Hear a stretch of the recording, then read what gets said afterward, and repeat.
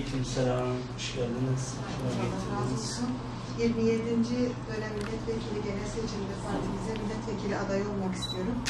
Görevini arz ediyorum. İnşallah sizin için de, ülkemiz için de hayırlı olur. Rabbim inşallah hayırlı bir sonuca çıkmayı nasip eder. Teşekkür ederim Meryem Hanım. Allah razı olsun. İnşallah başvurunuzdan dolayı da biz ziyadesiyle memnun olduk. Partimizin yetkili kurulları inşallah başvurunuzu değerlendirecektir. Teşekkür ediyorum. İnşallah bizim için de, ülkemiz için de hayırlı olan olsun. İnşallah. Allah razı olsun. Çok teşekkür ederim. Sağ olun. Selamünaleyküm. Aleykümselam, hoş geldiniz. Ben Selma Yakar, 20. dönem milletvekili aday adaylığına başvurmak istiyorum. İnşallah Allah Teala kendim için de partimiz adına da hayırlısı neyse o olur. Çok teşekkür ederiz Selma Hanım başvurunuz için. Her şeyim aile için. Genel seçimlerde ben de milletvekili adayı olmak istiyorum. İnşallah partimiz adına hem de bizim adımıza hayırlı olur. Teşekkür ederim Şeyma Hanım. Başvurunuzdan dolayı biz memnun olduk. Allah razı olsun. Başkanım, 27. dönem milletvekili seçiminde partimizden aday olmak istiyorum. Başvurmak istedim. Çok teşekkür ederiz. Ayaklarınıza sağlık.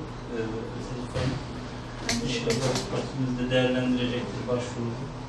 Partimizde hayırlı olmasını ediyorum. Çok teşekkür ederim. İnşallah. Selamünaleyküm. Aleykümselam, hoş geldiniz. Bu 27. dönem milletvekili genel seçiminde partimizden aday olmak istiyorum. İnşallah hayırlı olur hakkımızda. İnşallah, teşekkür ederiz. Zaten Hüdapar İstanbul Kadın Kolları Başkanlığı'nda devam ediyordum. Evet. Şimdiye kadar çalışmalarımız oldu. İnşallah değişen bir şey olmayacak. Biz yine çalışacağız inşallah. Bu dönemden sonra daha hevesli, daha gayretli bir şekilde inşallah çalışmaya gayret edeceğiz. O nedenle istifada bulundum. Milletvekili adaylığımı sunuyorum.